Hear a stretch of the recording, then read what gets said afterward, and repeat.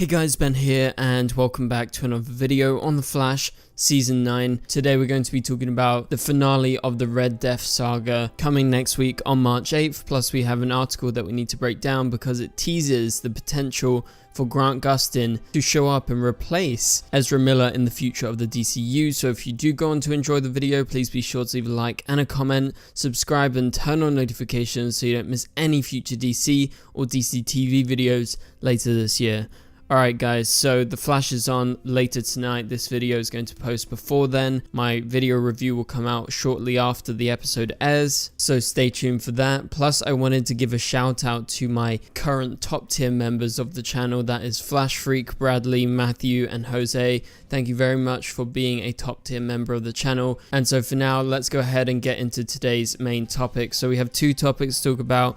We're going to talk about Gustin in the future of the DCU in terms of the movies later in this video. As first, we're going to discuss The Mask of the Red Death Part 2, which is the March 8th episode of The Flash, which is going to be the finale of the Red Death graphic novel for the season. So this is how it goes. The era of the Red Death.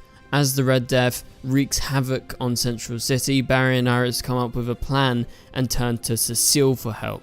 Barry is faced with what he thinks was his greatest mistake and the Red Death's greatest success. Keone wants to help Team Flash, but Barry can't risk losing her. Jesse gives Barry a very much needed pep talk. So this is episode 5 of season 9 coming out next week. Alright, let's break this down. So yes, this is the finale of Red Death. This means Red Death is going to be defeated in this episode and they are going to conclude the saga. And I like the title once again, like we discussed in last week's video, The Mask of the Red Death Part 2. It's a 2-part episode, so they're just going to be concluding it. And in tonight's episode, they're going to be starting that conclusion with The Mask of the Red Death Part 1. And so let's talk about what happens at the start of the synopsis. So Red Death is wreaking havoc on Central City. That is to be expected. I mean, that's literally everything that's been teased so far when we've seen Red Death on screen. We know that she's got a mission and we know this is an alternate version of Batwoman as far as we know. And so Barry and Iris are going to be working together to come up with a plan. Now, you wonder why Iris is working on this, considering that she's a journalist and maybe she's coming at this from a journalistic angle. But if she's just working for Team Flash and Allegra is working for Team Flash as well, you wonder who is actually working at CC System Media if they are both editors and they are definitely needed. So yeah, that's just like a little bit questionable unless Iris is working on an assignment in order to write a big piece on Red Death. And potentially this could be one of the articles that she gets a Pulitzer for that has been teased many times in this season. Now, I don't know what this plan that they're going to come up with is, but it has something to do with Cecile because they turn to Cecile for help. Now, if we are asking Cecile for help, you can most likely presume it has something to do with any of her powers. At this point, I've kind of lost track of Cecile's actual powers. She has like telekinesis, telepathy, she can read minds, emotions, everything literally that you can think of. So whatever they need, I guess Cecile has it, and that's going to be a way that they're going to defeat Red Death. I think a lot of people are going to be mad if this is the reason why they beat Red Death, if it's Cecile using her powers or something like that, because that's not something that everyone's been totally into since Cecile got her powers. But Barry is faced with what he thinks was his greatest mistake and the Red Death's greatest success. So this is the most curious part of the synopsis because it's talking past tense in terms of Barry facing what he thinks was his greatest mistake, not what he thinks is his greatest mistake. So you wonder, is this something in Barry's past? And why does this link to Red Death? Because Red Death has nothing to do with Barry's past, right? Well, we don't know what Red Death has been able to achieve by this point. Remember, they are trying to build a time machine and potentially something could go on with that. And I don't know what Red Death's greatest success is. It could be something that happens in this episode, but they are seemingly linked together just by the way that the synopsis words it. So I guess it's some sort of maybe fight that they have in one of these episodes and potentially Red Death gets the upper hand, but just the past tense of Barry is faced with what he thinks was his greatest mistake really kind of confuses me, and that kind of makes me think time travel. Okay, so the next part of the synopsis says Keone wants to help Team Flash, but Barry can't risk losing her. there is clearly stakes with Keone because of what happened to Caitlin and also what happened to Frost as well, because they're both dead and Keone is all they have left. So Barry obviously doesn't want to risk it, but Keone definitely wants to help, and we know she's going to be helping out by the end of the season at least, because we've seen some behind the scenes photos when they're facing off against the speedsters. And if you haven't checked out that video, I made a video a couple of times over the last few days in regards to the many speedsters who are showing up in the Flash's finale. So clearly Team Flash comes around to it and they accept Keone's help despite the risks of potentially losing her. And I have to say, if we're talking about like losing someone this season, do we actually think there's any chance of any members of Team Flash dying? I'm going to say no, just based on the fact that Eric Wallace has talked about the season and he's pretty sure that he's going to wrap up like all the stories. And as far as I know, he's been teasing that, yeah, everything's going to kind of turn out for the best. And so I would say it would be great if we did have some sort of big stakes that like someone could potentially die, because I think that's when the Flash and superhero TV shows are always at their best, because you have those stakes and that's when the hero lashes out and maybe properly stops the villain like they're supposed to have done the whole time. So I don't think I can predict any deaths in this season, but let me know if you do think there is a chance at all. Alright, so Joe gives Barry a very much needed pep talk. I guess this is just in regards to Red Death and everything that Barry's been going through. This is again acting as a kind of finale for this story, because this is the end of the graphic novel and we're going to go into like 2 or 3 interlude episodes. We're actually going to have a Dreamer Iris West Allen episode after this, so very much so looking forward to that Supergirl Flash crossover episode. However, this will be the final episode of Red Death, which I think is a shame because we literally just met Red Death, and tonight's episode is going to be the second to last episode with Red Death, and then next week it's over.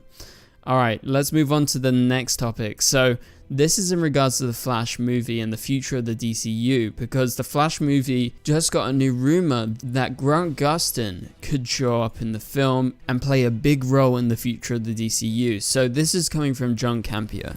Now, I have to say, I have watched John Campea before and I am familiar with his work, but I don't know his sources and I don't know how true this is, and he even admits in the video that this is based on that he does not buy into the rumor himself, but apparently someone, an insider or what he calls a little birdie, told him or whispered into his ear that Grant Gustin is going to be the new Flash of the DC universe. So this is what he said in his video. Could we, by the end of the Flash movie, literally see a new performer in the role of Barry Allen, aka the Flash? I have never thought so, but I'm going to let you guys in on something, and this is something that for me, on the record, I do not buy into, alright. But I'm going to let you guys know about this just because it's fun for the topic of conversation.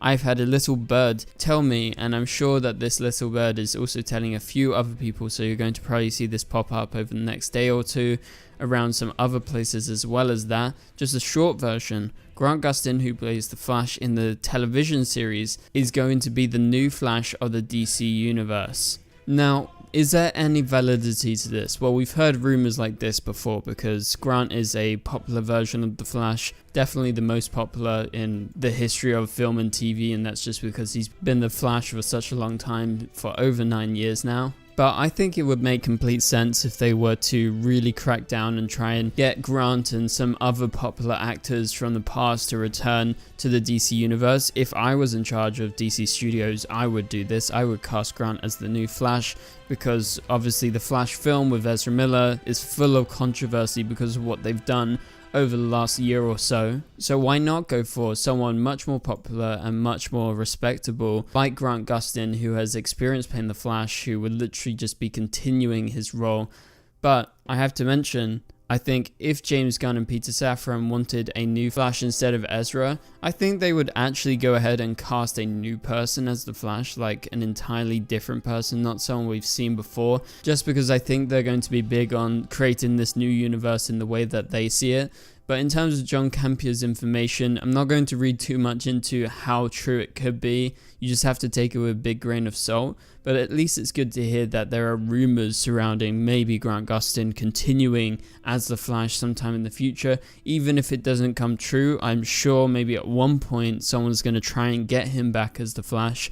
Even if the Arrowverse is dead beyond the Flash and Superman Lois ending. And the Flash is inherently linked to the multiverse, so it just makes sense that there would be multiple Flashes anyway if they wanted to introduce multiple people. They don't even need to necessarily show them again. Even if Grant Gustin does show up, maybe it's just going to be a cameo in the Flash film and there is the potential for future films with him in it, but they don't confirm anything. It's just like maybe a cameo similar to when Crisis happened and Ezra Miller showed up on the Flash TV show, confirming that yes, they both exist within inside the same multiverse. And you have to remember, on the side of Grant Gustin, I'm pretty sure he's a little bit tired of playing the same role for nearly over 9 years now, so they are wrapping up the final season of The Flash, so I'm not sure if beyond that he's going to be like too adamant and too upbeat about returning, especially straight away, maybe in the future as I said before. But yeah, that pretty much does it for this video, guys. Thank you guys so much for watching. Please be sure to leave a like and a comment, really helps out the channel.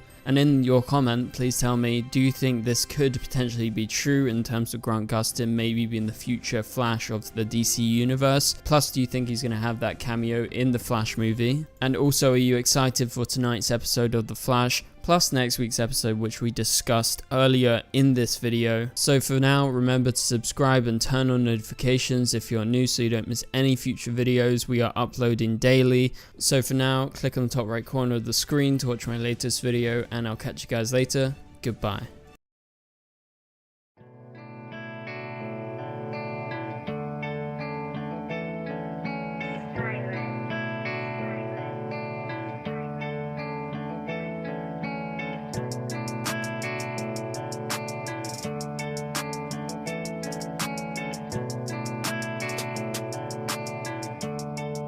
I see red.